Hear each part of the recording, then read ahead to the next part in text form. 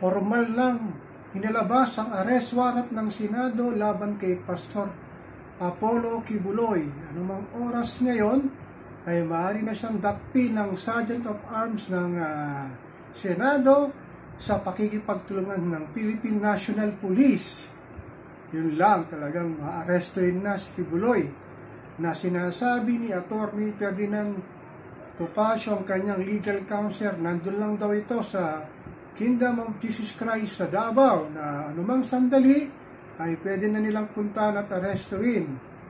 Ano kaya ang mangyayari na inaabangan ng sambayan ng Pilipino, ng mainstream media, mga vlogger at mga politiko na kanilang kaalyado na nag-upos na wag ulihin si Pastor Kibuloy. Sana naman ay wag dumanak ang dugo at sumama ng mainahon si Pastor Kibuloy para maiwasan ng magkaroon ng collateral damage sa mga kanyang nananampalataya, ang kanyang private army at ang Philippine National Police. Sana naman sumama siya ng maayos sa Senado para siya ay doon ikulong, na hindi naman daw sa pamamagitan nito ng kanyang mga kasong kinakaharap na human trafficking, illegal criminal activities, sa paggagasang, pagpamolestya.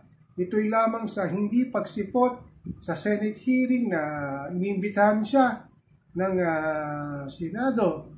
Ano kaya ang masasabi ng mga Duterte sa pangyayaring ito? Dahil sa kanilang baluarte, aarestuin si Kibuloy. Ang tanong lang din ng mga netizen, baka naman pagpunta nila sa Davao, nakalabas na ito ng bansa at tumawid na ito, nag-backdoor na ito sa bandang Mindanao. Alam naman natin ang Davao ay parte ng Mindanao. Yun ang mga sinasabi ng mga netizen na maaaring magmula sa oras na ito, nakalabas na raw ito ng Pilipinas. Nakakalungkot lang sa ganitong pangyayari. Ayaw niya talagang humarap at ipagtanggol ang kanyang sarili sa mga complaints sa kanya ng mga kababaihan na kanyang minolestya, na lumalabas talaga na guilty siya. Sinasabi naman niya na hindi raw isang court proceeding ang Senado at na-convict na raw siya via trial by publicity. Pastor Kibuloy, kung talagang hindi ka guilty, dali lang yan Humarap ka sa Senado at sagutin mo lahat ng mga complaints sa iyo, ng mga kababaihang naghihintay sa iyo na yung minolestya, ginahasa. Tapos meron ding ang maglalabas daw ng warrant of arrest, ang mababang kapulungan laban naman sa kanyang TV network ng SMNI tungkol sa kanyang prangkisa.